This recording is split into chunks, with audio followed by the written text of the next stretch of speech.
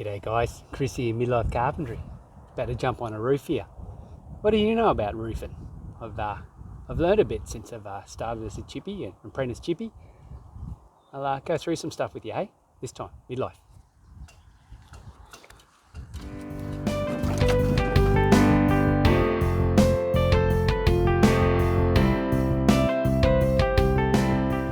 Righto guys, yeah, it was a bit hot up there. Glad I got down off that pretty quick. Just checking gutters and stuff at my place. I've got some drainage issues where the gutters are overflowing and it's causing a bit of water and stuff on the patio and everything. So yeah, just another job, just another thing to sort out. So the gutters seem to be okay. It might be a downpipe problem. So today I want to talk about roofing and what I've learnt and picked up over the short period that I've been doing bits and pieces of it. So as you know, I'm a first year apprentice carpenter. My name's Chris, Midlife Carpentry, as you know, and I do quite a variety of work with the company I'm with, and one of those little jobs that we get every now and then is roofing. It's a roofing job. So I've learned a little bit, which has been great. So roofing in Australia normally it consists of three materials, three key sort of materials. Is mainly your three types, sorry, should I say. So you've got corrugated iron, which is your wavy tin sheets, okay? You've got your trim deck iron, which is so basically it's a flat spot, comes up, does a little angle, comes back down, does a little angle. So that's your trim deck. And then you also have your tiles, so your terracotta tiles or your cement tiles, and they're often painted and that sort of stuff. So mainly the stuff up here is normally tin, so it's tin roofs. There is a few corrugated, there is a few tiled houses around, but most of the stuff is tin up here. So yeah, what have I learnt about it? So obviously I've learnt the different types of roofing, which is great. I've learnt the importance of ensuring that when you remove roof sheets, everything underneath is all good. So obviously all your roof trusses and your battens and all that sort of stuff, you're checking everything is constructed correctly. So that's where the carpentry really comes into play as well, which is good. Because we do a lot of re-roofs, not so much new roofs, it's re-roofs that we do. So we pull stuff off that's been on there for a while, and then who knows what you're going to find underneath it. Some stuff may be rotten, etc. So you want to try and get it back up to a standard again so it can be certified before it gets resheeted and everything. So yeah, it's a bit of a process, but yeah, it's quite a rewarding one knowing that you've had a house that's been leaking for the past 10 years and you go up there and you spend a couple of days up there and you've solved all their problems and they can go back to having a roof that's awesome. So yeah, it's a good feeling. So I have a bit of an understanding about flashings now and how important they are. So your pan flashings, etc. Different flashings for your gutters and different flashings for the corner of your roof and everything. So I can't remember the name of a lot of them, but there is a particular lingo and stuff. So if you're out there and you see it in the comments, give me a bit of a list of some of the flashings and stuff you can speak of. Then you get your ridge cap and stuff, which is very important, and scribing your ridge cap. I've done that on trim deck. I had to go at trim deck once, the boys let me, but I haven't had a good go at scribing on corrugated iron, which will probably happen eventually, I'm sure. So, but it's one of those things, you've got to make sure you do it right, or else you've cut too far and you're going to cause leaks. So, yeah, I think they're a bit antsy about that. The other thing I've also learned is how obviously the sheets should lay out ideally, how to get the best from a sheet in a sense. So a sheet of corrugation, ensuring that the lap is minimal and you're not overlapping like half a sheet to half a sheet. You actually trim off and you tidy up with a barred flashing or something along those lines. So look, as you can see in this video here in this little clip, yeah, silicone sheets are not fun. So there's guys out there, I don't know who you are, where you are, or what you're doing.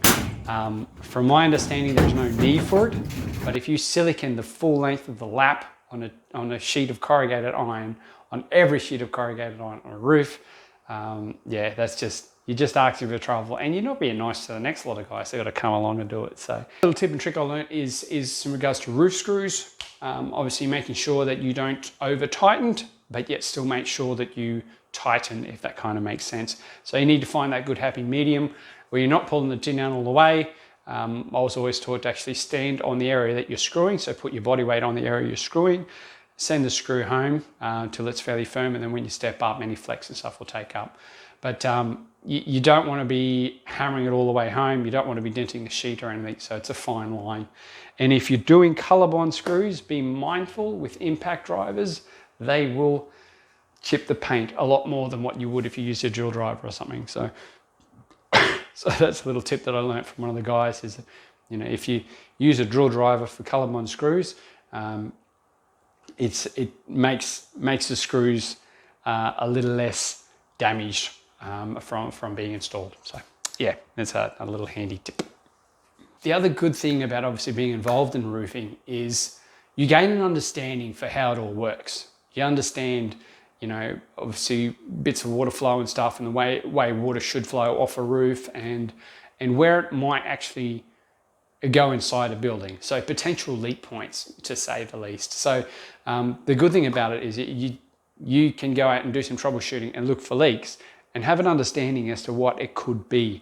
I think the guys picked up on something a little while back that several guys have gone to have a look at, and it was something quite simple as the fact that something wasn't sealed correctly along a pan flashing and the water was just seeping in behind it. So it's something so simple that, you know, you really need to look outside the box in regards to leaks on roofs and stuff. So if you've got a leak, you really need to assess it. Sometimes they're simple, like a hole in a skylight, which I fixed before, a big hole in the skylight, and that's where it's leaking. Of course, that's pretty self-explanatory.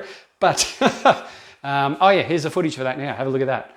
Check that out. So that's me up on the roof. Yeah, harnessed on and everything because there was no edge protection or anything. Most of the roofs we do work on, if we're doing re-roofs, has edge protection, or we harness up and it's all nice and safe. So, yeah. In this video is me with a harness, replacing a couple of sheets that were supplied by the customer, so it's not one big sheet, and I've just had to lap the sheets from the bottom to the top. This roof has actually since been fully replaced by us after all of this, so yeah. But yeah, looking for leaks it's kind of nice to be able to do that now. I feel a little bit more confident in understanding that side of it. So when the boss does say, hey, there's a leak at such and such, can you go and investigate and see if you can fix it? And, you know, working out whether it's actually a roof problem or whether it is actually a blockwork issue or a ceiling issue from the walls or that sort of thing is, yeah, it's pretty cool to have that knowledge. So yeah, good aspects, good stuff. What have I been up to? Let's talk about windows. This week we've been on windows, so bay windows. So if you're not familiar with a bay window has two angled sides that meet into a single window at the front. Okay, so it creates that bit of a bigger window space as such in a building. So it builds out your room and that sort of stuff. Some people have little boxes under them. Some people like to put a chair in front of it, that sort of thing. That's a bay window. And that's what we're replacing. We're going through and replacing. We had 5 to replace on this apartment block. We might have some more to come as well. Basically, they were all pretty much leaking due to average install, from what I understand. Looking at the way they all come apart, and you can see where the leaks would have happened. So, but we're pretty thorough with our install, and we're fairly confident it won't leak again, which would be good. But yeah, so putting in brand new windows, and that's where I've been most of the week. I've been involved with that fairly heavily. So yeah, if without further ado, here's a quick little clip. It's only a little short one. It's pretty fast, but you get a bit of an idea of it.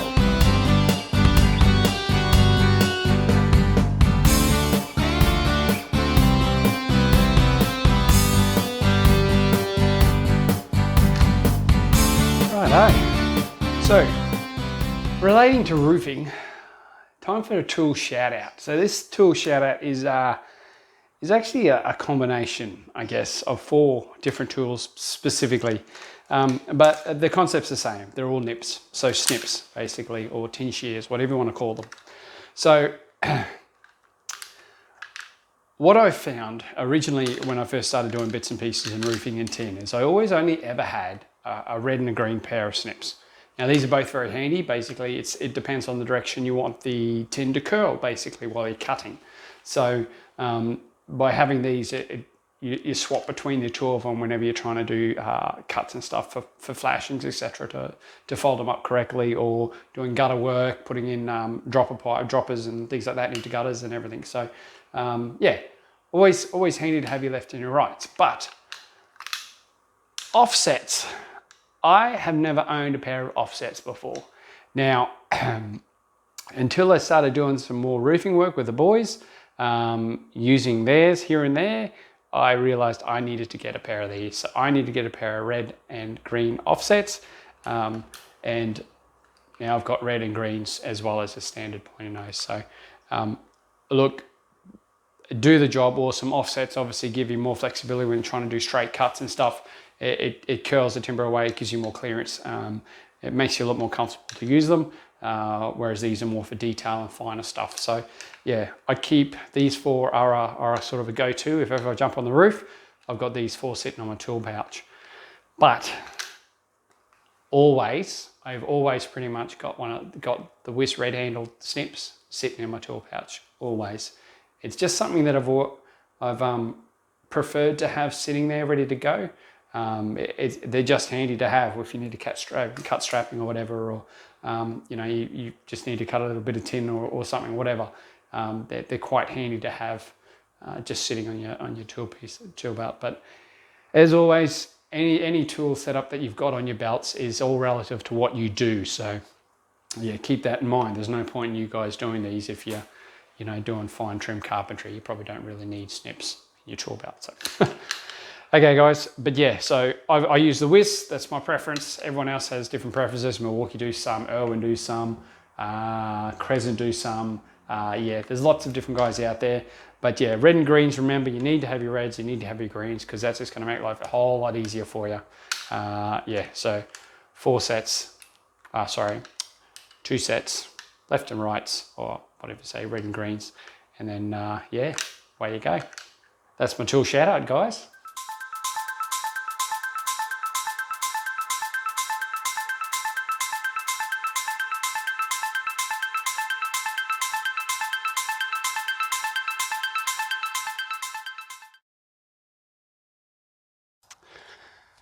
Hey guys, righto, so that just about does it. I hope you appreciate my little video this week on roofs. Not really much to it. I'm sorry I didn't get anything too in-depth or in detail, but as you understand, I am an apprentice. I'm still learning, and yeah, as things progress, things will improve, and the knowledge that I have will improve, and what I share with you guys will too. So yeah, thanks for watching as always. Hit a like, hit a subscribe if you want. Throw something in the comments, say g'day, fill me in on something that you might know, and yeah, we can go from there, eh?